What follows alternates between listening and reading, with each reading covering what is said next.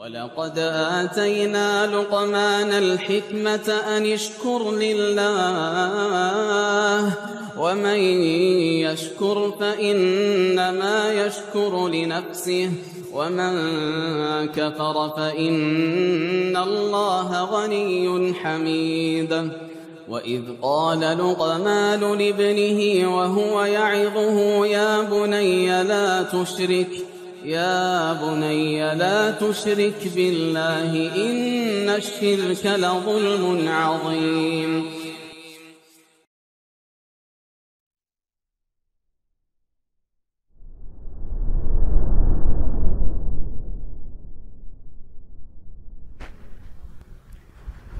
إن الحمد لله نحمده ونستعينه ونستغفره ونعوذ بالله من شرور أنفسنا وسيئات أعمالنا من يهده الله فلا مضل له ومن يضلل فلا هادي له أشهد أن لا إله إلا الله وحده لا شريك له وأشهد أن محمدا عبده ورسوله لا نبي بعده يا أيها الذين آمنوا اتقوا الله حق تقاته ولا تموتن إلا وأنتم مسلمون يا أيها الناس اتقوا ربكم الذي خلقكم من نفس واحدة وخلق منها زوجها وبث منهما رجالا كثيرا ونساء واتقوا الله الذي تساءلون به والأرحام إن الله كان عليكم رقيبا يا أيها الذين آمنوا اتقوا الله وقولوا قولا سديدا يصلح لكم أعمالكم ويغفر لكم ذنوبكم ومن يطع الله ورسوله فقد فاز فوزا عظيما فإن أصدق الحديث كتاب الله وخير الهدي هدي محمد صلى الله عليه وسلم وشر الأمور محدثاتها وكل محدثة بدعة وكل بدعة ضلالة وكل ضلالة في النار أما بعد Marhaban bikunna ayyatul ummahat. Selamat datang di majelis ilm yang diselenggarakan oleh majelis ta'lim atau salah satu majelis ta'lim di Jakarta, yang semoga Allah Subhanahu wa taala menjadikan majelis ini menjadi majelis ilmu yang bermanfaat untuk menambah keimanan dan semangat beramal saleh serta taburan kebaikan padanya, yang semuanya semoga Allah Subhanahu wa taala terima di sisinya sehingga dimudahkan kita di kehidupan dunia, di alam barzakh, di akhirat, serta surga Allah Azza wa Jalla yang selama ini kita mohonkan kepada Allah tentangnya. Para umat sekalian rahimakumullah, saya tidak tahu apakah ini pertama kali saya ke masjid atau majelis ta'lim ini atau kedua kalinya, wallahu alam, tetapi yang terpenting adalah apa yang kita dapatkan dari majelis ini. Apakah kita mendapatkan pertambahan keimanan dan rasa takut kepada Allah atau tidak?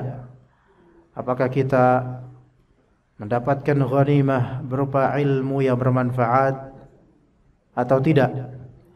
Apakah kita semakin bersemangat untuk menuntut ilmu syar'i atau tidak?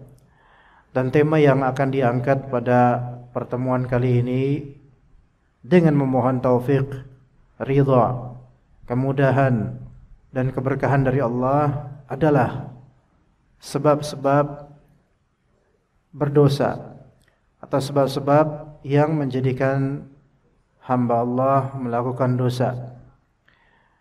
Suatu permasalahan tidak akan ada solusinya jika tidak mengetahui sebabnya. Karena dari sebab itulah masalah itu terjadi. Jika sebab tidak ditemukan, maka solusi akan gaib selamanya. Namun jika sebab diketahui, kemudian dicari solusi penyumbatnya, maka kedepannya insyaallah masalah akan hilang dengan penyumbatan sebab tersebut. Ada sebab yang memang secara zat dia adalah faktor maksiat, dan ada sebab yang secara zat hanyalah wasilah. Jadi ada sebab yang secara zat dia adalah faktornya memang untuk melakukan dosa, namun ada juga sebab yang secara zatnya adalah perantara saja. Handphone bisa menjadi sebab maksiat, tetapi handphone hanya perantara. Secara zat dia bukan sebab. Maka tergantung dengan bagaimana kita menggunakan dan niatan kita. Handphone tidak bisa disalahkan. Dan juga wasilah-wasilah lain. Televisi, laptop, sinyal internet, itu semua kalau dibilang sebab, ya bisa disebut sebab. Tetapi kan tergantung niatan dan penggunaannya. Kalau niatannya baik dan penggunaannya itu ketaatan, maka wasilah-wasilah ini menjadi sebab kebaikan. Tapi kalau niatannya buruk, walaupun penggunaannya baik, maka tetap suatu keburukan.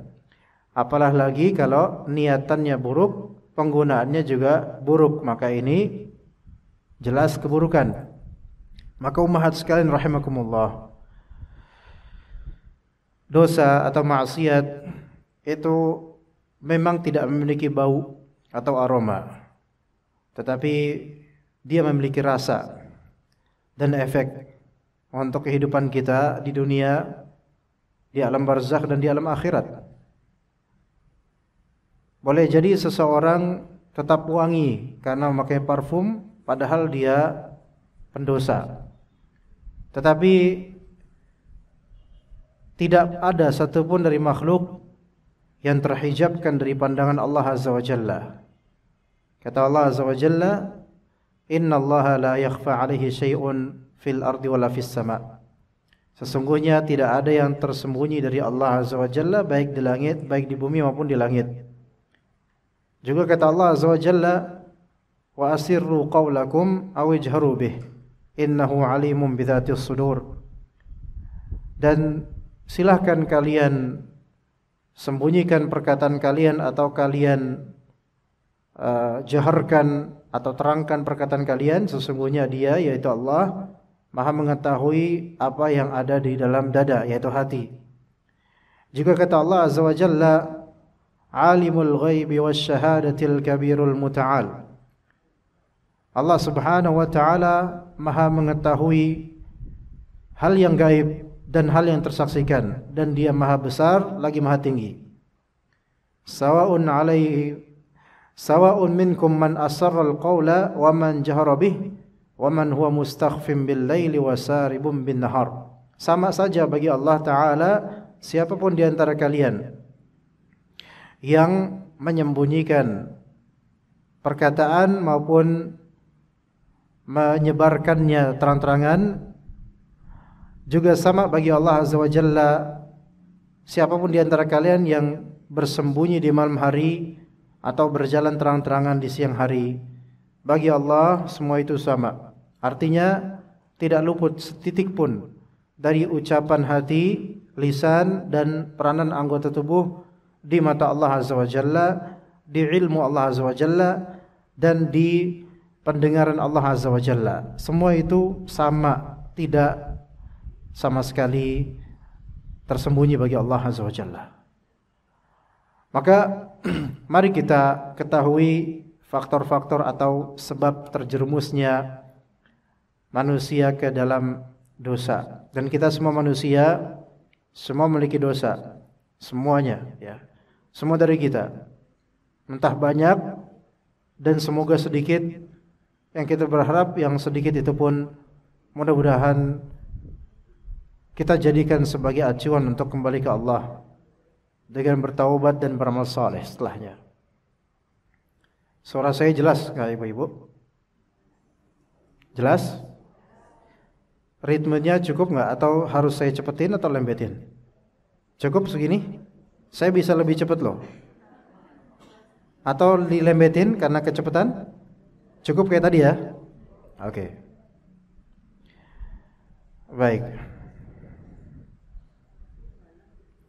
Kata Nabi SAW, kullu bani Adam khata'un wa khairul khata'ina at-tawwabun. Setiap dari anak cucu Nabi Adam alaihissalam semuanya khata'un, yaitu semuanya sering melakukan kesalahan. Namun solusinya wa khairul khata'ina at-tawwabun. Sebaik-baik orang yang sering melakukan kesalahan adalah yang rajin bertaubat, sering bertaubat. Dan Allah Subhanahu wa taala suka dengan orang-orang yang sering bersuci dan bertaubat. Makanya setelah wudu kita dianjurkan untuk membaca 2 kalimat syahadat, kemudian kita katakan Allahumma ja'alni minat tawwabina wa ja'alni minal mutatahhirin. Ya Allah, jadikanlah saya sebagai orang-orang yang sering bertaubat dan orang yang sering bersuci. Asbab al-wuqu' minadz dzunub, sebab-sebab terjerumusnya seseorang ke dosa-dosa. Yang pertama, sebab pertama, ujian berupa kebaikan atau keburukan. Itu sebab pertama, ujian berupa kebaikan atau keburukan. Itu adalah sebab yang pertama dari sebab-sebab terjerumusnya seseorang ke dosa, yaitu al-ibtila bil khairi wasyarr. Al-ibtila itu adalah ujian. Dan ujian bisa berupa kebaikan, bisa berupa dosa atau keburukan. Jadi hidup ini semuanya ujian. Baik al-khair maupun asy-syarr, baik kebaikan maupun keburukan semuanya ujian. Kata Allah Azza wa Jalla di surat Al-Anbiya, "Wa nabluukum bisyarri wal khairi fitnah." Dan kami uji kalian sebagai ujian baik berupa asy-syarr, keburukan maupun kebaikan. Semuanya itu adalah ujian. Ya. Kebaikan yang Allah Ta'ala limpahkan itu ujian buat kita, apakah kita bersyukur atau tidak. Keburukan yang Allah Ta'ala titipkan pada kita itu juga ujian, apakah kita bersabar atau tidak. Semua bujang atau mojang pengen menikah. Menikah itu kebaikan. Namun apakah di balik menikah itu ada ujian? Ada. Ya, dan kita lihat ternyata orang yang gagal ujian adalah orang yang bermaksiat, baik dengan kebaikan maupun keburukan yang dihadapi. Itu gagal ujian dia. Jadi ketika dia uji dengan kebaikan, dia memanfaatkan kebaikan itu untuk maksiat. Berarti adanya kebaikan itu juga bisa menjadi faktor dosa dan maksiat. Ketika dia tidak mensyukurinya atau dia memanfaatkan kebaikan tersebut untuk keburukan. Memiliki kendaraan itu kebaikan, nikmat, tapi sekaligus ujian. Ada kalanya seseorang karena dia dapat kebaikan dan nikmat, malah dia tidak sesoleh dahulu kala. Seorang mahasiswa misalnya ketika dia pergi ke kampus harus naik angkot. Ya. Dan jam belajar di kampusnya sampai zuhur. Ketika masih naik angkot, selalu setelah selesai belajar di kampus, dia menyempatkan untuk sholat berjamaah di masjid. Laki-laki. Nah, setelah dia merengek pada orang tuanya untuk dibelikan motor, akhirnya dikabulkan oleh orang tuanya, berilah motor. Setelah punya motor, setelah selesai belajar sesi pelajaran kampus, dia tidak lagi berjamaah di masjid, melainkan dia malah justru jalan-jalan atau healing atau ke kosnya, dan nggak lagi sholat berjamaah di masjid. Motor itu nggak salah, namun nikmat punya kendaraan pribadi malah justru membuat seseorang gagal ujian. Begitu, Bu. Paham nggak, Bu, ibu-ibu? Kalau udah paham ya berarti kita udahan kajiannya ya. Oke. Jadi itu. Nah, jangan kira ketika kita mendapatkan nikmat, kebaikan, harta, kemudian tidak ada ujian di balik itu. Lihat orang-orang yang sudah menikah pun justru mendapatkan ujian. Setelah menikah, berangan punya anak. Ketika dia punya anak, diujilah dia. Ya. Jadi kebaikan itu di baliknya ada ujian. Dan yang namanya ujian, seseorang itu dinilai apakah dia tetap taat atau dia malah melenceng, bermaksiat. Apalagi asyarr, yaitu keburukan. Ujian berupa keburukan. Ini lebih berpotensi juga. Ini sangat berpotensi juga untuk menjadi faktor manusia itu malah bermaksiat. Tidak sedikit dari orang yang terkena musibah malah pergi ke dukun. Musibah itu kalau ditingkahi dengan sabar dan juga memiliki mindset yang benar, maka musibah itu menjadi rahmat tersendiri bagi orang manusia. Ya, musibah itu jika disikapi dengan syar'i, dengan mindset yang syar'i, maka musibah itu rahmat. Betapa banyaknya manusia yang mulai kenal sama Allah dengan perantara musibah, dan betapa banyaknya manusia yang mulai lupa sama Allah dengan perantara nikmah. Artinya nikmat itu harus disyukuri, musibah harus disabari.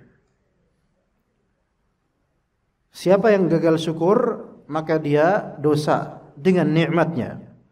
Siapa yang gagal sabar, maka dia dosa dengan musibahnya. Ya begitu. Kemudian kata Allah Azza wa Jalla di surat Al-Ankabut ayat 1-3, Alif Lam Mim, ahasiban nas ayyutraku ayyaqulu amanna wa hum la yuftanun. Alif Lam Mim, apakah manusia itu menyangka mereka ditinggalkan begitu saja, dibiarkan begitu saja bilang kami beriman loh, sementara mereka tidak diuji? Dikira kalau ngomong beriman habis itu nggak ada ujian gitu? Sebaliknya, kata Allah, walaqad fatanna alladhina min qablihim fala ya'lamanna Allahu alladhina sadaqu wa la ya'lamanna al-kadhibin. Dan kami telah memberikan ujian kepada orang-orang sebelum mereka, yaitu para nabi terdahulu dan para pengikut mereka. Diuji keimanan mereka, sampai di antara nabi ada yang dibunuh ya dengan cara dibelah tubuhnya dari kemaluan hingga kepala demi mempertahankan keimanannya. Seperti itu ujian. Tetap bersabar dan tetap teguh imannya, tidak melakukan dosa. Maka tujuan dari adanya ujian itu adalah fala ya'lamannallahu alladhina shadaqu wa la ya'lamannal kadhibin, untuk terketahui siapa-siapa yang jujur dalam berucap keimanan dan siapa-siapa yang ngomong doang atau berdusta. Ya. Maka kebaikan maupun keburukan itu tetap ujian yang berpotensi menjadi wadah maksiat manusia. Ya. Di surat Al-A'raf ayat 168 Allah Ta'ala berfirman, wa balawnahum bil hasanati was sayyiati la'allahum yarji'un. Dan kami uji mereka dengan kebaikan-kebaikan dan juga dengan keburukan-keburukan supaya mereka itu kembali pada Allah. Jadi tujuan Allah Ta'ala memberikan kita nikmat supaya kita kembali ke Allah dengan syukur. Dan tujuan Allah memberikan kita musibah, ujian, keburukan itu supaya kita kembali ke Allah Azza wa Jalla. Nah, kata Ibnu Qayyim dalam kitab Madarijus Salikin, la budda minal ibtila'i bima yu'dzil insan. Harus ada ujian, ujian yang menyakitkan bagi manusia, itu harus ada. Harus ada. Ya. Ujian yang menyakiti manusia itu harus ada di kehidupan ini, harus ada. Baik menyakiti hati ataupun fisik, itu harus ada. Karena Anda tinggal di negeri ujian. Fala khalasa li ahadin mimma yu'dhihil battah. Tidak ada seorang pun yang bisa lepas dari hal yang menyakiti dirinya. Pasti ada. Ya. Baik dengan kebaikan maupun keburukan. Ketika Anda menikah, wahai ummahat, dulu sebelum menikah, ketika lebaran itu mesti ditanya kapan nikah. Ujian hati itu. Setelah menikah belum punya anak ditanya kapan punya anak. Ujian hati lagi. Ya, ketika punya anak pun keluarga besar masih nguji ya. Kok belum bisa baca Al-Fatihah? Kok belum bisa ABCD? Kok gini kok gitu? Ujian hati lagi. Anak udah gede, kok di sekolahin sini? Kok nggak di sekolahin situ? Kok nggak pesantren? Kok dan seterusnya. Ya, kayak yang bertanya itu udah paling sukses aja keluarganya gitu loh. Tapi itu ujian hati, itu ada aja yang nyakitin gitu. Ya. Bahkan ketika anak kita misal sukses kemudian, Masya Allah, tetap aja ada orang yang mencibir gitu. Ada aja. Ya. Dari awal kapan nikah, udah nikah, kapan punya anak, udah punya anak, kapan punya cucu. Lama-lama kita kapan mati. Nah gitu coba. Kenapa enggak sekalian nanya kapan mati ya? Selalu ada hal-hal yang bikin sakit hati kita, itu ada terus. Belum lagi masalah pasangan kadang-kadang nyakitin. Belum lagi anak sendiri yang kadang-kadang nyakitin. Itu semua kan ujian. Apakah dengan ujian itu kita akan terjerumus ke dosa atau enggak? Nah itu dia. Itu. Banyak kok dalam ujian keluarga karena tidak sabar atau karena rakus harta atau semisalnya main guna-guna dan santet, itu ada. Di Indonesia ini bahkan banyak. Walaupun tidak begitu banyak namun banyak ya.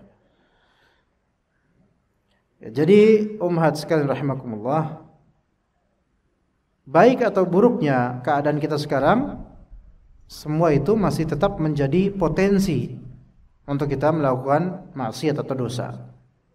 Tinggal kita bagaimana memanage kebaikan dan bagaimana kita menghindari keburukan.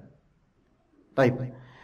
Seorang pria bertanya kepada Al-Imam Asy-Syafi'i rahimahullah, "Ya Aba Abdillah, ayyuma afdal lirrajul an yumakkan aw yubtala?" Wahai Imam Syafi'i, mana yang lebih baik bagi seorang pria, yaitu bagi manusia lah, mana yang lebih afdal? Lebih baik, mana yang lebih baik? Dia dimapankan atau dia diuji? Mana yang lebih baik? Dia dimapankan atau dia diberi ujian? Kalau dimapankan itu berarti kondisi itu udah enak, udah mapan, gitu loh. Maka kata Imam Syafi'i, la yumakkanu hatta yubtala. Seseorang itu tidak akan dimapankan sampai dia diuji dulu, gitu loh. Itu yang benar tuh, track yang benar. Tidak akan kita itu dimapankan, dikondisikan dengan baik kecuali diuji terlebih dahulu. Ya. Justru yang mapan sebelum waktunya atau sudah enak sebelum waktunya tanpa ujian, itu khawatirnya ujiannya di akhir-akhir dan itu lebih menyesakkan daripada ujian-ujian di awal. Iya. Hati-hatilah dengan hidup yang seolah-olah semuanya let it flow, enak, kayaknya nggak ada susah-susahnya. Itu hati-hati, karena ada musibah yang mungkin sedang mengintai Anda, menunggu waktu yang tepat untuk mencengkram kehidupan Anda. Ini bukan ancaman ya, tapi cuma nakut-nakutin aja ya. Artinya kita itu jangan merasa 100% aman di kehidupan dunia ini. Ya, karena ada kalanya kita itu naudzubillah min dzalik diberikan istidraj. Istidraj yaitu berlangsungnya nikmat selagi menerusnya maksiat. Itu istidraj. Berlangsungnya nikmat selagi menerusnya maksiat. Jadi enak hidupnya, tinggal maksiat aja tuh, enak hidupnya. Itu nanti kena istidraj, merasa aman aja itu hidup, enak aja gitu hidup. Ya, kayak nggak punya masalah. Ya, malah justru ini yang harus lebih waspada, karena musuh yang mengintai tanpa disadari itu lebih membahayakan dibandingkan musuh yang nyata kita ketahui gitu loh. Begitu mahat sekalian. Maka kata Imam Syafi'i, la yumakkanu hatta yubtala. Seseorang itu tidak bisa mapan dengan baik kecuali dia telah diuji terlebih dahulu.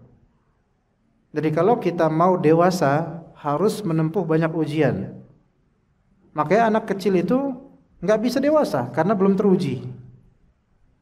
Dan kadang-kadang orang bisa dewasa sebelum waktunya karena terlalu banyak ujian di masa belianya. Iya, sehingga kok ini anak nih usia misal 20 tahun namun kayak 30 tahun. Padahal mukanya muka 20 tahun. Ternyata dari usia dini sampai remaja dia sudah banyak ujian dan fitnah. Iya. Namun ada bapak-bapak usia 40 tahun rasanya 15 tahun. Ya. Bahkan mungkin sebagian ibu-ibu di sini punya suami usia 50 tahun, rasa 5 tahun. Kayak ngasuh anak aja Bu ya. Dipijitin lah, dikelonin lah suami udah. Ya. Kalau itu beda ya, kalau itu beda ya, urusannya beda kok itu. Kalau itu sesuatu yang berpahala, bukan karena dia suami lagi cosplay jadi bocil, bukan, tetapi memang begitulah ya kehidupan rumah tangga ya. Baik, maka ummahat sekalian, masalah kita diberi kenyamanan atau tidak itu harus tetap waspada. Nyaman ataupun sulit, semua berpotensi untuk bermaksiat kepada Allah Azza wa Jalla. Jadi itu yang pertama. Apa tadi yang pertama ibu-ibu? Ujian berupa kebaikan maupun keburukan itu sama dua-duanya berpotensi melahirkan maksiat kalau kita tidak memanage dengan baik. Kalau misalnya dapat kebaikan kita bersyukur, kalau misalnya dapat keburukan kita bersabar. Baik, kemudian yang kedua, dha'ful iman wal yaqin billah wa adamul khaufi minhu subhanahu, yaitu yang kedua adalah lemahnya iman dan keyakinan pada Allah. Lemahnya iman dan keyakinan pada Allah. Lemahnya iman dan keyakinan pada Allah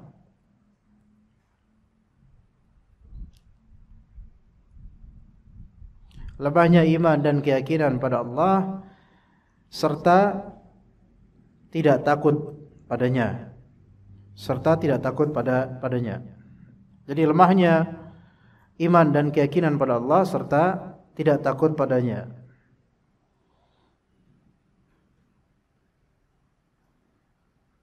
Jadi iman dan yakin pada Allah itu lemah, ditambah dengan tidak takut padanya. Ini di antara penyebab terbesar seseorang bisa apa? Bermaksiat pada Allah.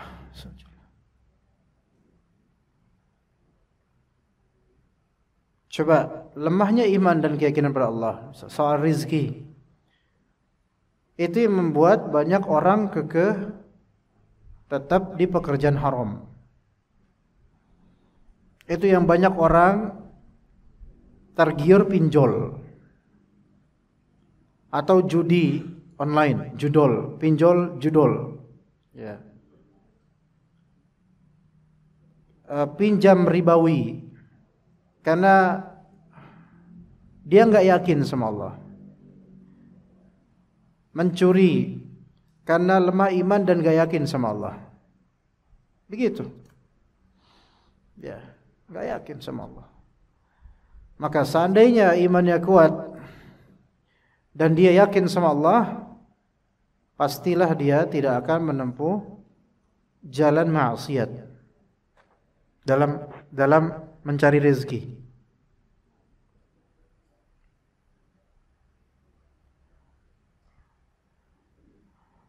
Juga seseorang boleh jadi dia putus asa pada Allah, kurang percaya bahwasanya Allah Ta'ala memberikan rahmat.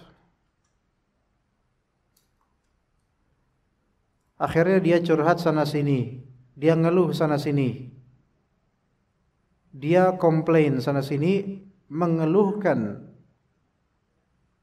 keputusan Allah kepada makhluk. Mengeluhkan keputusan Allah kepada makhluk. Karena apa? Lemah iman.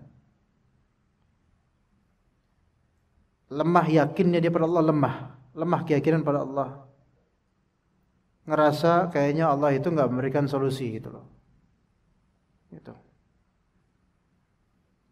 Dan juga ditambah tidak takut pada Allah, akhirnya dia bermaksiat. Maksiat itu kan banyak modelnya.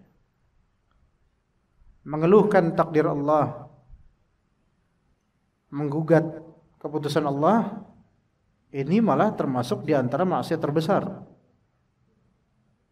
Putus asa akan rahmat Allah termasuk dosa terbesar. Ya, terutama ibu-ibu ini yang kadang-kadang punya sesi curhat yang banyak kepada teman ngajinya. Ya. Setiap hari ada curhatan. Tidakkah Anda sadari bahwasanya sangat mungkin dengan kicauan curhatan Anda memenuhi syarat ghibah? Bisa jadi. Juga memenuhi syarat keluh kesah. Apalagi melalui ada pencelaan terhadap makhluk yang tidak berhak dicela, bisa jadi. Atau bisa jadi doa yang buruk dan kutukan-kutukan, sumpah serapah dan semisalnya, mungkin. Kadang alasannya adalah saya nggak bisa menampung masalah ini sendiri, harus ada teman curhat. Oke, kalau memang ternyata curhatnya ke orang yang tepat, yang bisa memberikan solusi dan nasihat, mungkin bisa diterima insyaallah. Tapi ini kan banyak dari ibu-ibu itu curhat karena pengen menumpahkan semata kekesalan. Pengen blokin gitu kesel. Kesel sama suaminya misalnya. Ya. Tapi kalau ngomong ke suaminya super ndablek, enggak bisa. Suaminya itu enggak mau dengerin misalnya. Maka butuh teman curhat. Teman curhatnya, teman pengajian yang di samping, baru kenal. Namamu siapa? Yasmin. Nanti siapa? Siapa gitu. Oh kenalan? Boleh enggak? Ukhti, ummu jadi teman curhat ana? Ya boleh, fadol. Akhirnya mulai terbeberkan aib-aib rumah tangga. Enggak sabar. Teman curhat yang salah kadang-kadang. Oh gitu ya ternyata suami anti kayak gitu ya ya tuh mulai dah. Anti mah nggak seberapa, suami anak kayak gini suami anak lebih parah akhirnya mulai adu suami. Ini sebenarnya apaan sih maunya? Solusi nggak dapat, masalah makin menyebar, aib-aib terbongkar, rumah tangga makin retak. Ya, kurang imannya, kurang percaya sama Allah, dan gak takut sama Allah. Kalau kita tuh bicarain tentang aib rumah tangga, ya, apalagi ke pihak eksternal yang bukan keluarga, hanya teman pengajian, itu sebenarnya dosa besar bahkan. Masuk ke dalam ghibah, nggak dapat solusi. Paling solusinya dari ini, sabar ya udah gitu doang. Semua manusia juga solusinya gitu. Ibu curhat sama sopir angkot pun, ibu sabar aja bu, gitu. Sama. Kalau cuma sabar aja, semua sabar, disabarin. Melainkan kalau ibu-ibu ada masalah, ke Allah dulu sebelum ke selainnya. Kalau ternyata track kita selama ini ada masalah, ke makhluk dulu, ke kholik entar-entar, yang ada masalah nambah, berarti kurang iman, kurang yakin, kurang takut sama Allah. Ya. Dan orang yang bermaksiat itu pasti ada kadar kurang takut sama Allah, pasti. Itu pasti. Kadarnya beragam ya, sesuai dengan tingkat maksiat dan seberapa apa yang di hatinya dari iman. Sementara orang yang paling takut sama Allah adalah Nabi kita alaihissalam. Kata beliau sallallahu alaihi wasallam, "Wallahi inni la atqakum lillah wa akhsyakum lah." Demi Allah, aku adalah orang yang paling bertakwa kepada Allah, dan aku yang paling takut kepada Allah azza wa jalla. Ya. Dan ummahat sekalian rahimakumullah, di antara sebab lemahnya iman, kurangnya yakin, dan kurang takut sama Allah, itu kebanyakan ketawa dan susah nangis. Kalau nangis karena nonton drakor, ini bahlul namanya. Ya. Coba nangis karena nonton drakor. Ya. Dia artis Korea. Drakor kan drama Korea ya. Ya. Artis Korea itu ketika nangis di film, nangisnya nangis palsu. Lah penontonnya nangisnya nangis sungguh-sungguh. Ini bahlul namanya. Ya kalau bahlul jangan diborong lah. Ya. Dia nangis palsu, Anda penonton nangis beneran. Haji Muhyiddin itu kan cuman acting. Yang baper siapa? Ummahat. Kenapa harus kayak gitu? Kenapa urusan film masuk ke hati? Ketika mendengar ayat nggak masuk ke hati, ada yang salah pada keimanan Anda. Wah, kalau nonton Korea atau film, saya kan paham. Wajarlah saya sedih. Kalau dengar Al-Quran, ya saya kan nggak paham. Ya wajar saya nggak sedih. Nggak wajar. Karena Al-Quran itu kalam Allah. Seharusnya kita itu lebih paham pada kalam Allah daripada pada film-film. Ya, mohon maaf jika tersinggung ya ibu-ibu atau ummahat yang suka drakor. Kalau tersinggung jangan keluar karena ketahuan nanti ya. Oke. Kata Nabi sallallahu alaihi wasallam, "Uridat 'alayyal jannatu wan nar." Dihamparkan pada saya surga dan neraka. Falam arakal yaum fil khairi wasyarr. Aku belum pernah melihat seperti hari ini dari segi kebaikan atau keburukan. Jadi jannah surga itu baik sekali, neraka itu buruk sekali. Lalu kata Nabi, "Walau ta'lamuna ma a'lamu la dhahiktum qalila wa la bakaitum katsira." Seandainya kalian mengetahui apa yang aku ketahui, maka kalian akan sedikit tertawa dan banyak menangis. Tertawa itu boleh enggak? Ya boleh dengan kadarnya. Ya kalau emang lucu ya ketawa enggak apa-apa. Cuman kalau kebanyakan kan enggak enak. Ya. Wala bakaitum katsira, dan hendaknya kalian menangis banyak gitu kan. Kalau tahu tentang apa yang diketahui oleh Rasulullah dari akhirat gitu loh. Nangis banyak karena Allah bagus. Tapi kalau nangis terus-terusan ngapain aja nangis ya jangan. Maksudnya di sini ada motivasi buat kita agar takut ya lebih, dan hidup di dunia ini jangan kebanyakan keenakan. Khawatirnya enaknya di dunia ini itu adalah bagian terakhir nikmat untuk kita yang tidak kita dapat lagi di alam lain nanti, di alam barzakh dan akhirat. Sebagaimana orang-orang kafir, na'udzubillah, mereka dibiarkan, dzarhum ya'kulu wa yatamatta'u wa yulhihimul amal fasawfa ya'lamun. Biarkan mereka makan semau mereka, menikmati hidup semau mereka, dan mempunyai harapan duniawi sebesar apapun semau mereka. Nanti mereka akan ngerti ketika sudah mati bahwasanya itu adalah bagian terakhir dari kenikmatan yang kalian dapatkan setelah mati. Maka kematian orang-orang kafir itu adalah awal dari segala musibah sampai selamanya. Maka jangan terlalu nyaman dengan kehidupan dunia. Ya.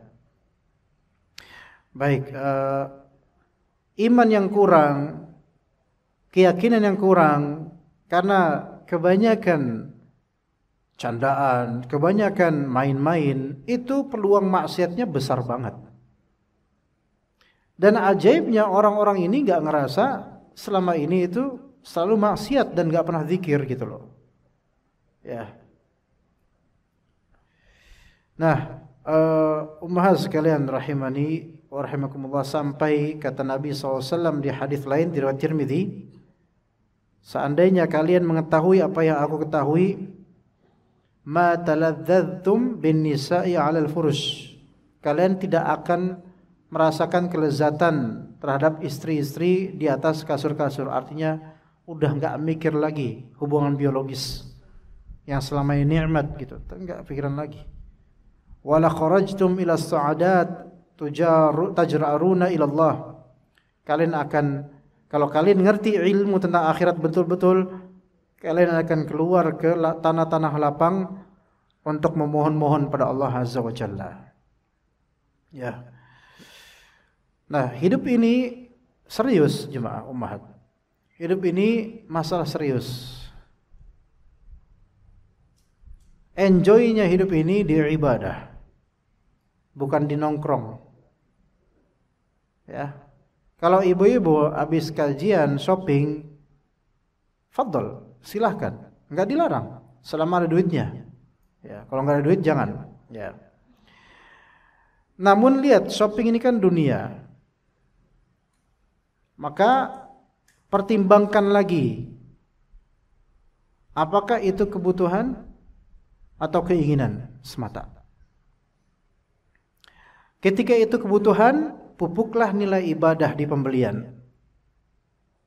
Gitu ya. Jika itu hanya keinginan semata, maka coba pikirkan, bisakah dari keinginan ini menjadi amalan soleh? Ya. Paham enggak, Bu?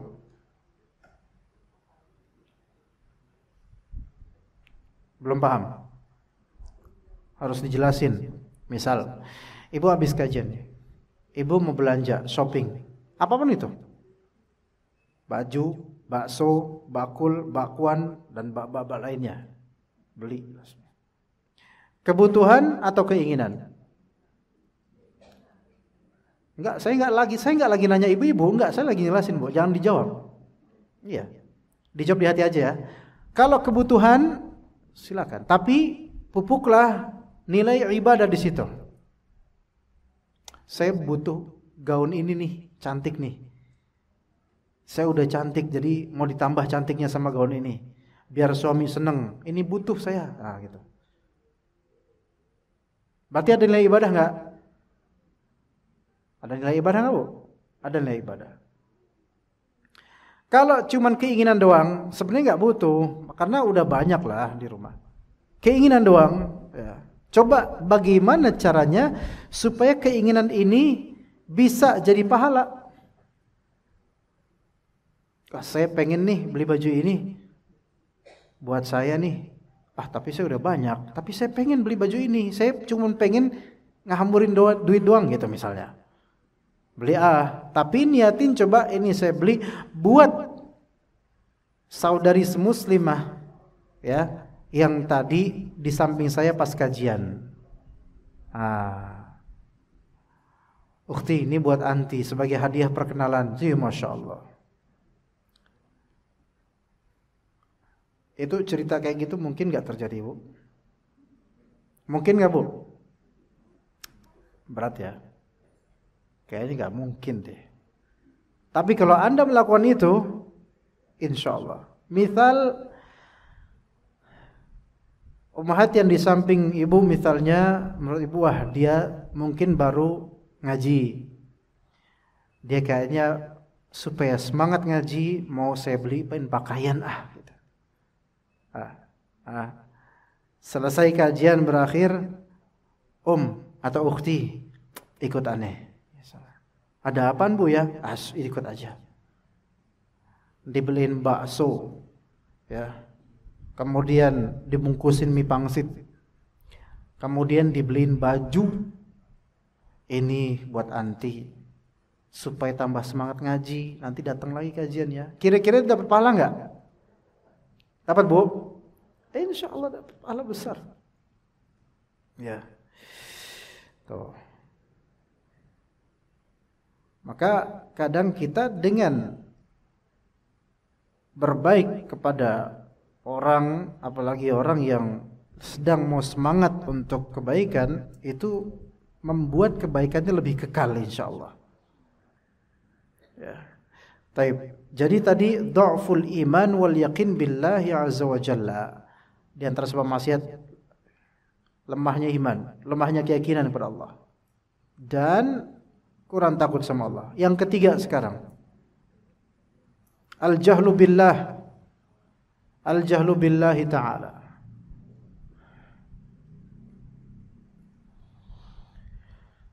Tidak kenal Allah. Atau bodoh tentang Allah. Enggak tahu tentang Allah. Enggak tahu tentang Allah.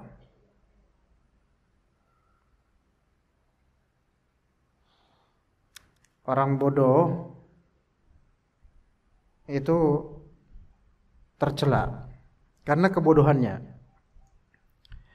Bahkan kalau dipilih, banyak orang lebih memilih gila daripada bodoh. Gitu, Bu. Ya. Buktinya kalau di Jakarta ini nih, gila lu, nggak tersinggung. Enggak. Orang bilang, gila loh. Enggak tersinggung dia, malah seneng. Gimana, keren kan, gokil kan, gitu.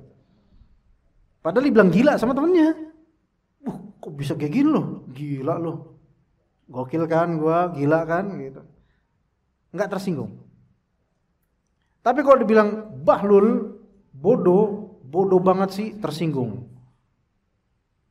Saking jeleknya bodoh, padahal lebih jelek gila ya. Saking jeleknya bodoh, dan term istilah bodoh tuh jelek. Sehingga kadang orang itu nggak masalah dibilang gila, bahkan kadang seneng. Mendingan dibilang gila daripada dibilang bodoh. Nah, cukuplah kebodohan itu tercela dengan semua orang sepakat nggak mau dibilang bodoh. Ya. Nah, apalagi kalau bodohnya tidak tahunya tentang Allah nggak tahu, tentang hukum Allah tidak tahu, makanya potensi maksiatnya lebih besar. Malas belajar, malas pengajian, potensi dosanya lebih besar. Karena nggak tahu, dia nggak tahu tentang Allah, Dia nggak tahu hukumnya apa, ya udah ngelanggar aja, nerobos. Nggak tahu.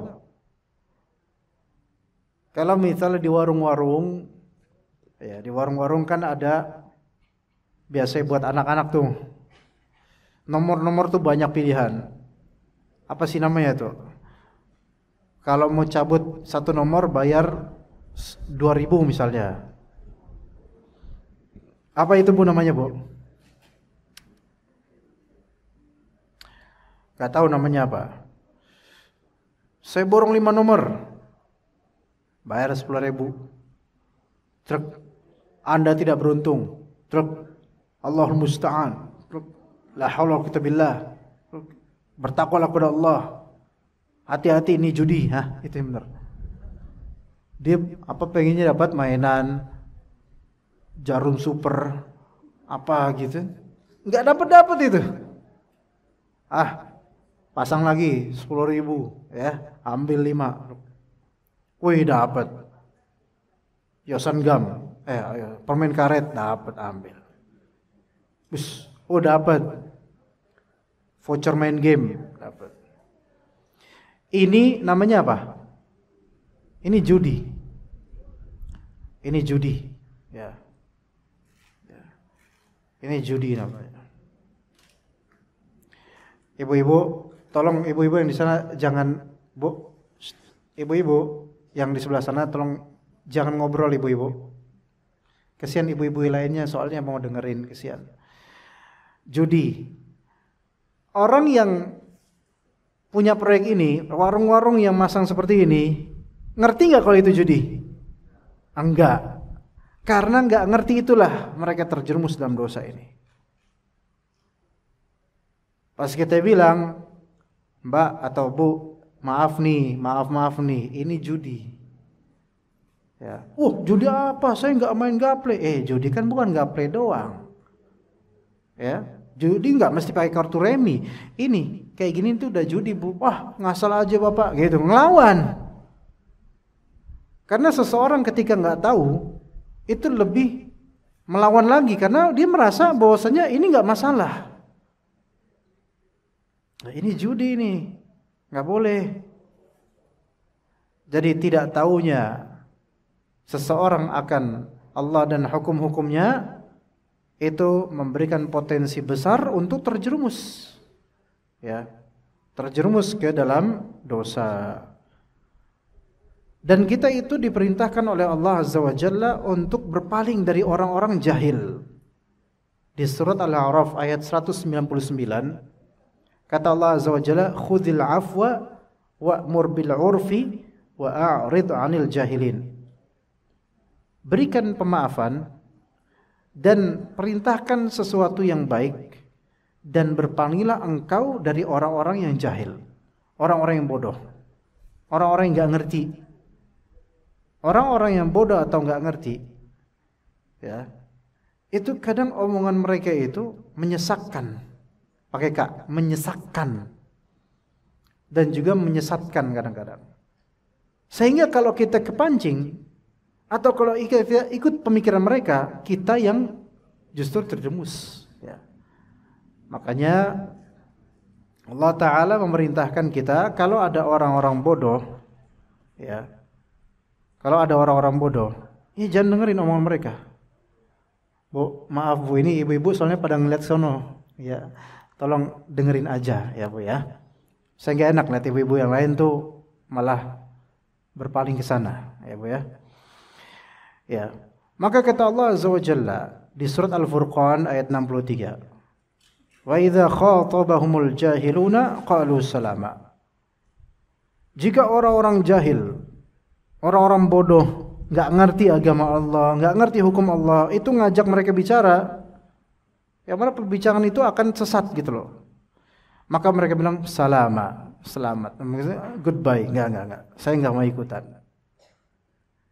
Kita itu sebaiknya tidak berkecimpung di komunitas orang-orang yang di sana itu menjajakan kebodohan mereka tentang agama Allah. Apalagi maaf nih di tahun-tahun politik banyak orang ngomong ini ngomong itu. Ya, berita ini berita itu, opini debat ini debat itu, udah Stop, kita nggak mau ikutan. Karena apa? Ketika kita berkecimpung dengan orang-orang yang sama-sama tidak mau ke agama Allah, tidak ngerti agama Allah, kita akan ikut dan kita akan ikut tersesat, terjerumus, kemudian mulai disitu dosa demi dosa. Karena nggak ada peraturan Allah yang mereka anggap. Begitu.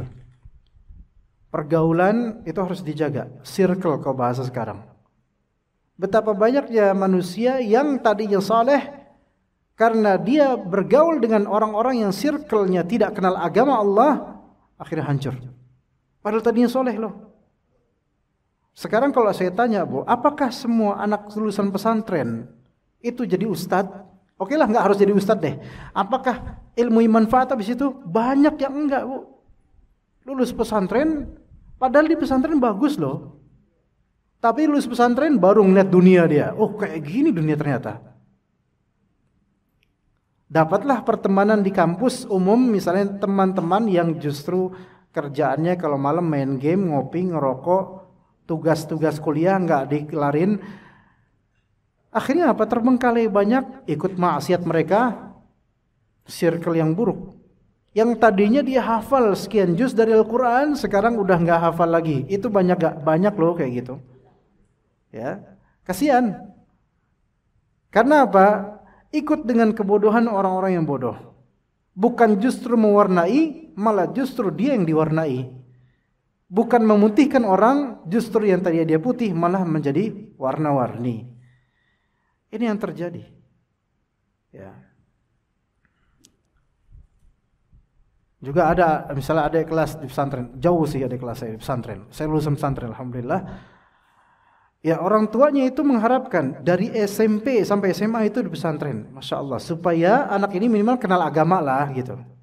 Setelah lulus pesantren, akhirnya dia malah justru ke umum, kurang ke agama, dan kemudian rambutnya panjang dikuncir. Lulusan pesantren panjang dikuncir, ya. Dan kemudian kuliah di Norwegia, masya Allah. Nggak ada kenal agamanya sama sekali. Nggak tahu masih sholat apa enggak, mudah-mudahan. Habis itu nikah dengan perempuan asli Norwegia. Alhamdulillah muslimah sih, alhamdulillahnya. Cuman akhirnya sekarang apa? Padahal dulu sama pesantren, 6 tahun di pesantren. Ya sekarang kenal agama nggak tahu. Kemudian juga istrinya nggak jilbaban, khas Norwegia kayak gimana? Skandinavia. Dan ya udah ke barat-baratan. Ya memang namanya jodoh, takdir orang ya seperti itu. Kita nggak tahu, siapa tahu insya Allah dapat hidayah. Tapi kan kisah seperti ini supaya kita tahu bahwasanya hidayah itu milik Allah, itu pertama, dan pentingnya kita itu menjaga circle yang sehat dalam beragama. Ya, mungkin sebagian dari ummahat di sini baru kenal ngaji. Ya, bahkan mungkin untuk berhijab mungkin baru belakangan ini misalnya, itu nggak masalah, bagus, progres yang baik. Dan tugas Anda sekarang adalah menjaga circle yang sehat dalam pergaulan dan beragama. Ya, bukankah Muslim itu tidak layak terjerumus ke dalam lubang yang sama berulang kali? Walaupun ya sangat mungkin kita terjerumus ke lubang yang sama berulang kali, tetapi sebaiknya kan kita berusaha untuk menjaga. Circle itu penting. Kalau circle kita malah justru ke orang-orang yang jahil, repot. Sampai kapan kita mau main-main terus? Gitu kan? Makin tua loh. Masa mau main terus? Ya.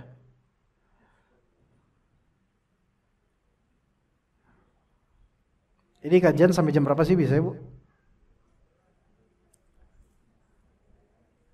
Sampai jam 10:30. Oh gitu.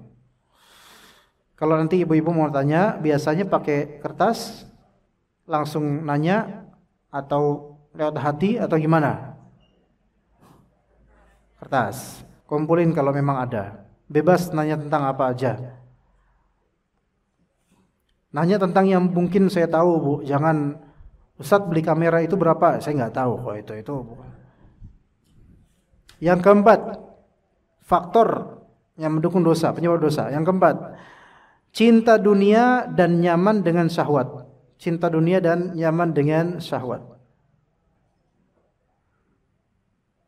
Cinta dunia dan cinta dunia dan nyaman dengan syahwat. Kata Allah Azza wa Jalla di surat Ali Imran 185. Wa mal hayatud dunya illa mata'ul ghurur. Dan tidaklah kehidupan dunia melainkan hanya kenikmatan yang memperdaya. Ya, cinta dunia itu seperti apa ya? Yaitu menjadikan nikmat dunia itu merasuk ke hati. Ya. Cinta dunia itu lawan dari zuhud. Ya, cinta dunia itu lawan dari zuhud. Zuhud itu adalah tidak memasukkan dunia ke hati. Itu zuhud. Zuhud itu bukan berarti enggak boleh memiliki dunia, bukan. Ada orang kaya yang zuhud, mungkin selama kekayaannya itu, kekayaan duniawinya itu tidak masuk ke hati. Loh, kayak gimana sih parameter dunia itu masuk ke hati atau tidak?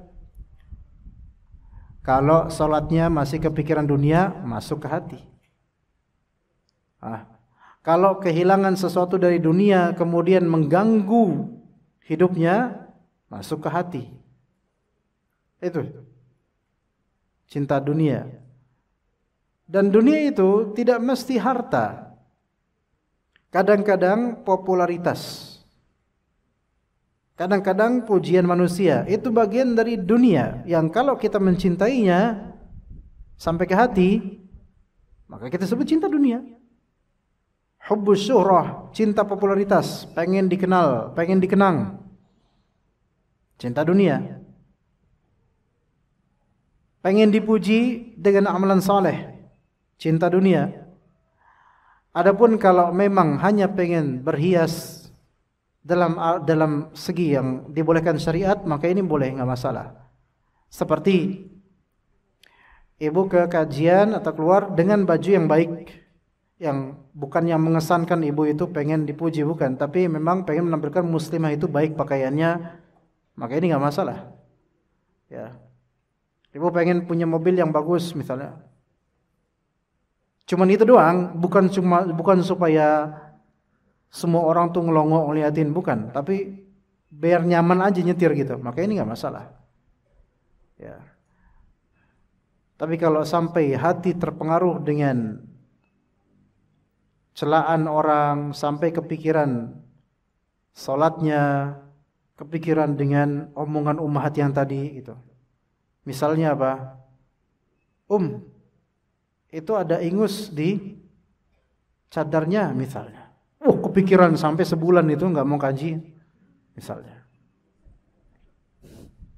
Padahal itu ingus anaknya. Cuman malu aja dia gitu. Udah buat apa gitu loh. Apakah ummahat yang lihat ingus nempel di cadar karena anak ya? Apakah itu kemudian akan memberitakan ke santero Rawamangun? Gak usah mikir overthinking, udah. Itu mah udah. Gak usah dipikirin lagi, udah kelas. Ya. Atau misalnya datang ke kajian, ternyata pakai sendal salah sebelah. Misal, saking buru-burunya tuh, mirip soalnya. Satu hitam, satu coklat. Habis itu ketahuan sama ummahat satu pengajian. Loh kok beda sendalnya? Kepikiran gak? Malu ya. Ketahuan juga sama ustadznya juga, sama panitia, sama penjaga toko. Semua orang Rawamangun tahu misalnya. Bilang aja mode terbaru gitu bilang. Nggak boleh, kita nggak boleh pakai sendal setengah-setengah kayak gitu. Tapi kalau nggak sengaja kan qadarullah. Maka kalau misalnya ada orang mencela kita, mungkin masuk ke hati, coba jadikan itu bahan muhasabah. Boleh jadi ini karena dosa saya. Itu aja. Adapun celaan dia akan Allah hilangkan pada waktunya insyaallah. Gitu. Taib, cinta dunia ini apakah masuk ke semua ummahat yang mengoleksi keranjang Shopee? kayaknya hampir semua ummahat atau bahkan semua dari yang memiliki Shopee itu keranjang itu 99 plus gitu. Kalau di total 50 juta semuanya. Iya. Suami cuma ngasih 3 juta per bulan. Tapi belanjaan 50 juta nih. Di akhir bulan, pupuskan harapan, klik semuanya, ubah, remove semuanya. 0. Dimulai dari 0, nanti tanggal 1, 0 tuh. Tanggal 5 sudah 5 juta lagi. Apakah itu termasuk cinta dunia? Itu namanya kelakuan, ya. Enggak mesti cinta dunia. Itu namanya perempuan. Perempuan itu kalau enggak memikirkan tentang hal-hal kecil, itu enggak jadi itu rumah tangga. Karena kalau perempuan karakternya sama kayak suaminya, yaitu bodoh amat dengan hal-hal kecil, itu kayaknya rumahnya itu gimana ya? Kayaknya sepi, nggak ada hal-hal yang membantu untuk kebutuhan-kebutuhan. Ada. Maka umat sekalian diwajarkan hal-hal seperti untuk perempuan, tetapi hendaknya jangan sering-sering deh seperti itu. Kalau bisa kurangin. Karena apa? Penumpukan itu kan sebenarnya walaupun kita tidak salahkan 100%, tapi itu kan membuat kita kepikiran dengan barang demi barang, item demi item. Harapan-harapan untuk beli. Nanti murojaah tuh umahat tuh. Murojaah diulang, apa sih waktu itu gue pengen beli? Dibulat. Tulisnya tuh banyak. Yang ini harusnya udah nih. Kepikiran itu di waktu kosong. Ya. Kalau bisa isilah dengan yang lebih bermanfaat daripada keduniaan seperti itu. Betul, Anda butuh itu. Anda punya harapan pengen beli itu, betul. Tapi lihat, apakah harapan Anda untuk beli itu kebutuhan, keinginan, atau kemewahan? Dilihat. Kalau memang kebutuhan, ya berarti semoga Allah Ta'ala tunaikan harapan Anda. Kalau cuma keinginan, maka hati-hati. Ini mulai menuju cinta dunia. Kalau kemewahan, maka Anda harus berhenti dari harapan-harapan kemewahan. Walaupun Anda memang sudah kaya, walaupun Anda hidup mewah, ya. Tapi cobalah, lihatlah ke bawah kata Rasulullah dalam urusan dunia. Yaitu lihatlah orang-orang yang di bawah, yaitu yang miskin. Kemudian yang kelima sebabnya adalah al-ghaflah wa adamul i'tibar. Lalai dan tidak mengambil ibrah, itu sebab maksiat. Lalai artinya apa? Tidak zikir kepada Allah. Tidak zikir kepada Allah. Dan juga tidak mengambil pelajaran. Baik tidak mengambil pelajaran dari Al-Quran, hadis, ilmu ya. Atau tidak mengambil pelajaran dari kisah-kisah yang ada di kehidupan. Ya. Kisah yang ada di kehidupan. Kisah temannya, kisah orang lain, kisah tentang kematian anak tetangga misalnya, ambil ibrah. Kisah tentang perceraian, kisah tentang pembunuhan yang diberita misalnya, ambil ibrah dari situ. Ya. Jadi kisah-kisah orang kita ambil ibrah juga gitu loh. Sehingga membuat kita itu merasa bersyukur dengan nikmat yang ada pada kita sekarang, atau kisah-kisah tersebut ternyata lebih mengerikan dibandingkan kisah hidup kita, sehingga kita itu merasa bersyukur dengan kesulitan yang sekarang Allah berikan, tapi kesulitan ini masih level ringan dibandingkan dengan akhwat tersebut yang lebih sulit daripada saya. Coba ambil ibrah sehingga kita itu lebih dekat kepada Allah. Ya. Jangan justru kita itu ngelihatnya mengacu pada orang-orang lalai. Pemain-pemain bintang film, orang-orang yang tidak atau jarang berzikir, tokoh-tokoh yang mengajak kita kepada pintu jahanam misalnya. Maka itu mengajarkan kita lalai. Bahkan sampai level pengajian pun banyak pengajian yang membuat kita malah makin jauh dari Allah, membuat makin keras hati. Ya. yang isinya lelucon doang gitu loh. Bahkan ketika dai-nya itu menetapkan suatu hukum, ya, bahwasanya ini tuh nggak boleh hukumnya dalam Islam. Dalilnya bukan Quran, bukan Sunnah. Dalilnya lagunya Abu Ridho. Tahu nggak Abu Ridho siapa? Lagunya Abu Ridho. Dalilnya pakai itu, sambil nyanyi dangdut dia. Tahu nggak Abu Ridho siapa, Bu? Abu Ridho? Hah? Nggak tahu? Legenda loh. Iya. Karena saya nggak enak ngomong orangnya, direkam nanti saya dikira pencemaran nama baik lagi, ya. Iya. Dalilnya apa? Lagunya Abu Ridho di masjid, dinyanyiin sama dia lagunya Abu Ridho itu. Iya. Udah tahu kan Abu Ridho siapa maksudnya? Masa dalilnya pakai lagu dangdut gimana? Kan namanya pengajian Islam, ya dalilnya Al-Quran, hadis, atau mungkin pakailah perkataan ulama. Lah ini malah pakai perkataan penyanyi gitu. Ya begitu Bu ya. Jadi jangan lalai, karena kebiasaan lalai itu bisa membuat kita terjerumus dalam dosa. Taib. Materi mungkin cukup itu aja. Wah, ini ada pertanyaan. Bapak-bapak mau nanya langsung, Pak? Enggak. Ibu-ibu ada yang mau nanya langsung? Tidak. Ini ada pertanyaan. Pakai bahasa Arab tapinya. Bismillahirrahmanirrahim. Ustaz, kaifa abta'idu 'anidz dzunubi wal ma'asi? Saya jawab pakai bahasa Arab. Ya, Bu ya. Paham enggak ini artinya apa, Bu? Ya udah, saya jawab pakai bahasa Arab juga. Kaifa abta'idu 'anidz dzunub wal ma'asi? Al-jawab, al-ibti'ad 'anidz dzunub wal ma'asi lahu 'iddatu turuqin. At-tariqatul ula an yajtanib. Ngerti gak nih?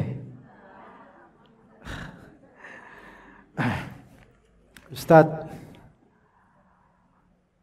kapripun carane Ustaz, bagaimana caranya saya menjauh dari dosa-dosa dan maksiat? Pertama, ikhlas dalam beramal. Itu. Caranya menjauh dari dosa dan maksiat, ikhlas dalam beramal. Ya. Karena orang yang ikhlas itu dijaga oleh Allah dari godaan setan. Gitu.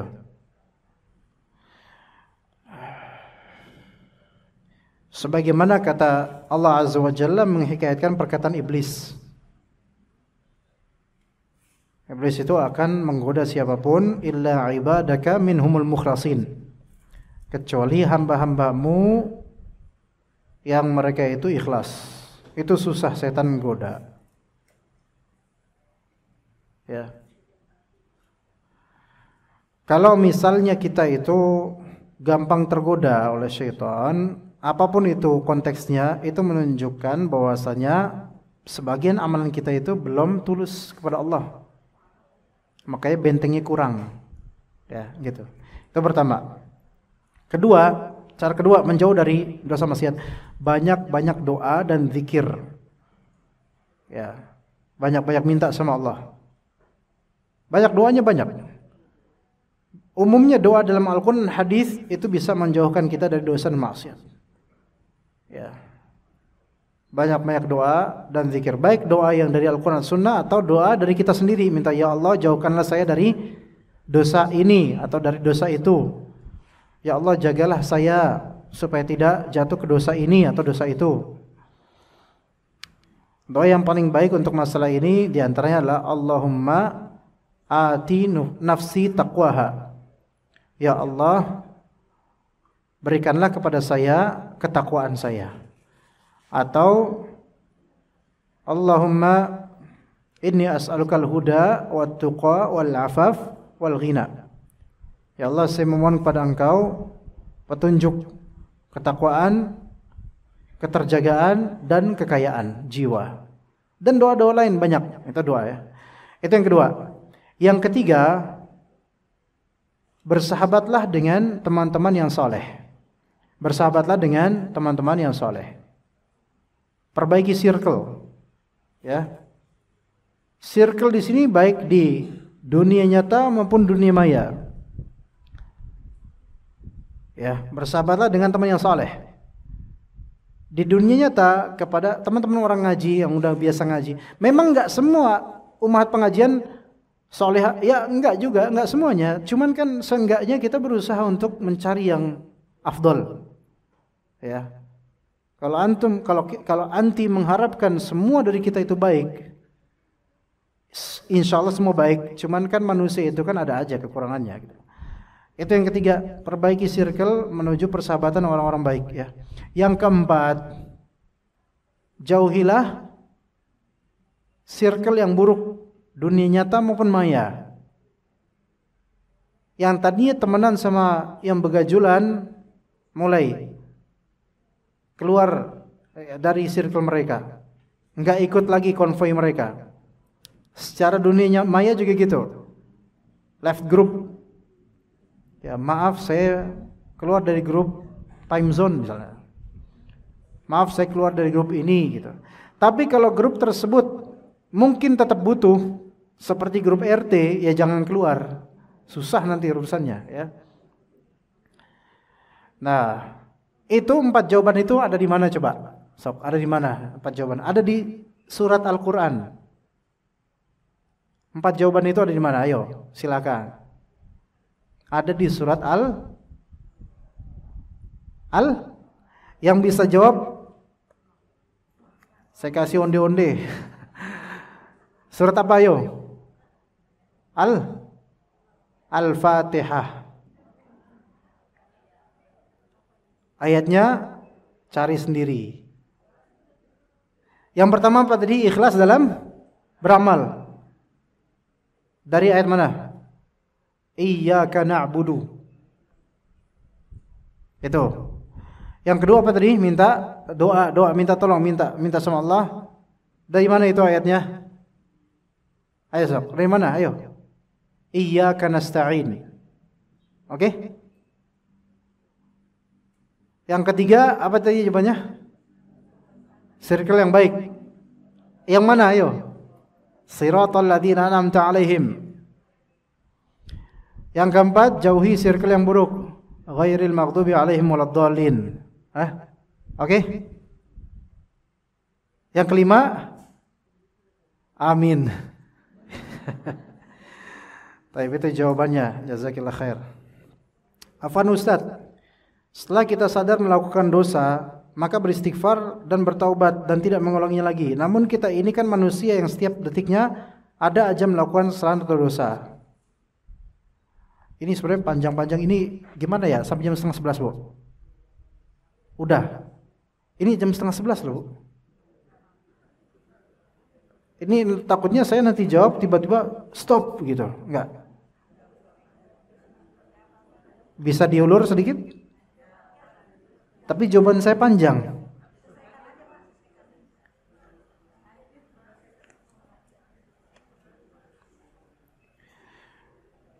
Apakah ada doa khusus atau amalan khusus agar kita jauh dari dosa? Itu tadi. Ya, 4 itu tadi. Tapi karena ini doa khusus, ada berapa? Ya tadi, Allahumma ati nafsi taqwaha. Ya. Kemudian doa yang disampaikan Rasulullah ke Mu'adz bin Jabal sebelum salam. Allahumma a'inni ala dzikrika wa syukrika wa husni ibadatik. Itu diantaranya. Doa zikir pagi petang juga ada. Yaitu diantaranya ya, Allahumma alimal ghaibi wasyahadah fatiras samawati wal ard rabb kulli syai'in mulika asyhadu an la ilaha illa anta a'udzubika min syarri nafsi. Saya berlindung kepada Engkau ya Allah dari keburukan diri saya. Wa min syarri syaitani wa syirkih, dan berdoa dan meminta perlindungan kepada Allah dari keburukan syaitan dan sekutunya. Wa an aqtarifa ala nafsi su'an, atau saya melakukan keburukan pada diri saya, au ajurrahu ila muslim, atau saya julurkan keburukan itu kepada orang muslim. Nah, ini termasuk doa perlindungan jauh dari dosa. Oke? Dan doa-doa lain ya. Tapi coba amalkan zikir pagi petang semuanya kalau bisa. Apakah salat taubat boleh dilakukan tiap kita melakukan dosa? Masalah salat taubat diperselisihkan oleh ulama akan keabsahan hadisnya. Katakanlah misalnya ini hadisnya makbul, sahih. Oke. Tapi apakah untuk semua dosa? Maka wallahu alam, kalau bisa ambil momentum aja. Jangan setiap habis dosa salat taubat 2 rakaat. Nanti semenit kemudian dosa, salat habis nanti waktunya untuk salat taubat. Melainkan ambil momentum yang cocok. Ya, ini tetap masalah khilafiyah tentang salat taubat 2 rakaat, apakah sunnah atau tidak. Ini panjang nih Bu, ini panjang. Enggak apa-apa Bu ya. Assalamualaikum. Waalaikumsalam warahmatullahi wabarakatuh. Ustadz, saya adalah anak perempuan pertama. Saya sangat menyayangi ortu dan ketiga adik saya. Bisa dibilang kondisi keluarga saya saat saya sebelum kerja agak struggling. Mungkin soal ekonomi ya. Alhamdulillah, setelah kerja saya bisa menjadi tulang punggung keluarga. Saya ikhlas membantu keluarga ini hingga orang tua saya merasa tidak cukup dengan apa yang saya beri. Mereka marah dan bilang saya pelit. Padahal untuk makan sebulan saja terasa berat karena uang banyak yang saya beri ke ortu. Saya dibilang durhaka. Terutama sekarang saya sudah menikah dan punya anak. Saya ingin anak saya tidak merasakan yang saya rasa, jadi saya mulai membatasi yang saya beri untuk orang tua. Sering orang tua berkata yang menyakiti hati saya. Apa saya berdosa ya Ustadz kalau membatasi hubungan saya dengan orang tua? Karena di satu sisi saya berusaha berbakti, namun ortu selalu meminta hal di luar kemampuan saya seperti menyuruh cari uang lagi dengan tidak halal. Mohon saran Ustadz agar saya dan ortu terhindar dari dosa. Masya Allah.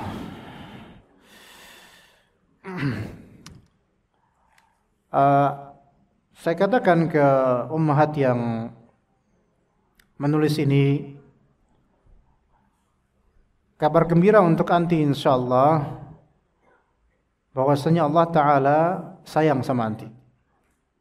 Dan sayangnya Allah Ta'ala pada anti itu dengan ujian yang berat, yang sebenarnya bisa Allah ringankan ketika anti semakin dekat sama Allah. Itu yang pertama. Kedua, bahwasanya pada hakikatnya anti tidak wajib untuk menafkahi orang tua tersebut. Yang wajib adalah jika ada di antara saudara anti adik ya, laki-laki, dialah yang wajib menafkahi. Apalagi kenapa tidak wajib? Pertama karena anti perempuan. Perempuan itu tidak bisa dijadikan tulang punggung, tulang kering dan tulang-tulang lainnya, nggak bisa. Ya, karena tulang itu laki-laki, kan tulang paman ya laki-laki ya. Tulang. Kedua, anti sudah punya suami. Maka bakti anti yang paling prioritas adalah ke suami. Dan tidak bisa, kalau apalagi kalau suami nggak ridho ya, anti lebih bakti sama ibu anti dibandingkan suami, itu tidak benar tracknya, tidak benar. Begitu secara syar'i ya, walaupun mungkin orang tua anti akan marah, tapi kita harus lebih mengawali pandangan secara syariat dulu sebelum ke tradisi. Jadi yang kedua ini sebenarnya anti tidak wajib untuk menafkahi beliau-beliau. Ini hanya kemurahan hati anti, alhamdulillah, untuk memberikan yang terbaik untuk mereka. Yang wajib siapa?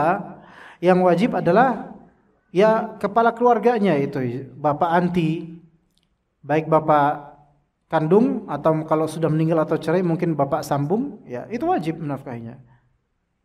Kalau kedua-duanya tidak bisa, maka mungkin adik anti atau paman anti dari segi ibu, itu yang wajib. Laki-laki itu kan nafkahnya itu yang menjadikan dia laki-laki itu nafkah. Ya gitu loh. Baik, itu yang kedua. Yang ketiga, pembatasan hubungan antara anti dengan orang tua, jika pembatasan tersebut maklum dan wajar, tidak memutus tali rahim, artinya berkala aja komunikasinya, maka itu wajar karena sebab yang syar'i, yaitu buruknya perlakuan orang tua kepada anti. Sementara anti punya main job, yaitu tugas yang paling utama, yaitu berbakti pada suami dan juga mengasuh anak. Ini lebih prioritas dibandingkan ke orang tua kandung. Untuk apa anti menikah kemudian malah justru anti jadi tulang punggung keluarga, ya. Jadi pembatasan selama itu wajar, enggak masalah. Taib, sekarang bagaimana dengan doa keburukan yang dilontarkan oleh orang tua kepada anti? Ketahuilah bahwasanya Allah Subhanahu wa taala tidak menerima doa yang ada di situ sifat permusuhan tanpa hak. Sifat permusuhan tanpa hak. Orang tua ini tidak berhak untuk mendoakan anti keburukan dengan segala upaya yang telah anti lakukan dari kebaikan buat beliau-beliau. Maka doa tersebut insyaallah akan terhijab, yaitu tertutup insyaallah.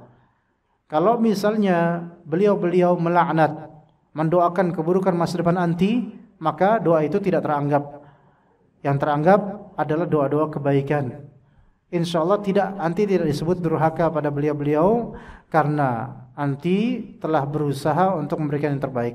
Bahkan sebaliknya, malah mereka memberikan feedback kufur nikmat.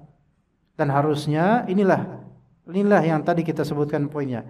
Jahil akan hukum agama Allah. Karena enggak ngerti, akhirnya apa? Terlontar dari ucapan-ucapan ibu ini doa-doa keburukan atau kalimat jelek. Karena enggak ngerti bahwasanya apa? Anti itu enggak wajib sebenarnya untuk menafkahi orang tua. Gitu. Ya. Adapun kalau masih mendengar kalimat-kalimat pedas dan panas dari beliau-beliau, maka bersabar. Jangan dibalas dengan kepanasan, ya, atau doakan hidayah. Jangan doakan keburukan. Setidaknya anti pelihara diri anti dari api neraka dulu. Ya, jangan terlantar di situ. Dan kesabaran ini pasti ada balasannya dari Allah.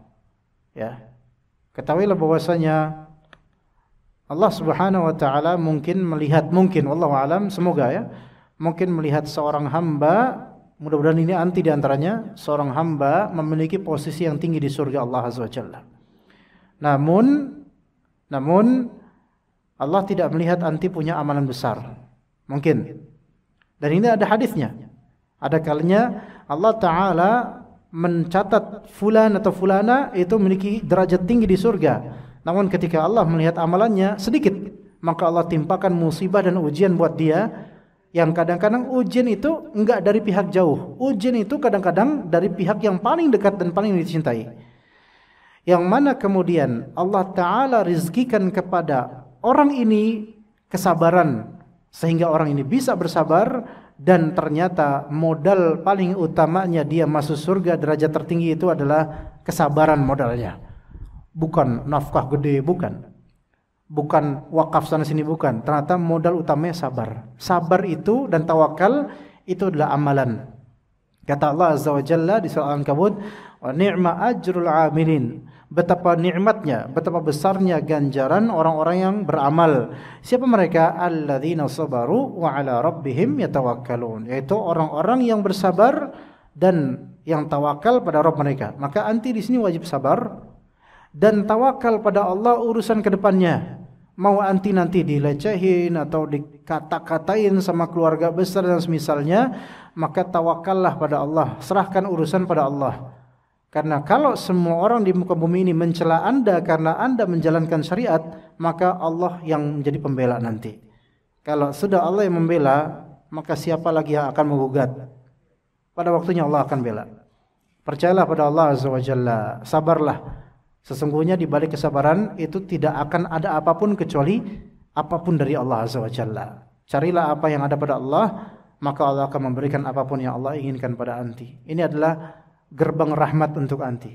Bersyukurlah anti diberikan ujian seperti ini, yang mana di balik ujian ini kita yakin ada keberkahan tersendiri pada anti, suami anti, dan anak-anak anti insyaallah ta'ala. Seandainya anti tidak diberikan ujian seperti ini, mungkin sekarang anti itu bukan perempuan yang baik, mungkin kita nggak tahu. Jadi Allah Ta'ala jadikan seperti ini supaya anti semakin mendekat dan merapat kepada Allah Azza wa Jalla. Begitu ya, semoga bermanfaat. Kita cukup sampai sini insyaallah. Wassallallahu ala nabiyyina Muhammad wa ala alihi wa sahbihi ajma'in. Subhanakallahumma bihamdika asyhadu an la ilaha illa anta astaghfiruka wa atubu ilaik. Wassalamu alaikum warahmatullahi wabarakatuh.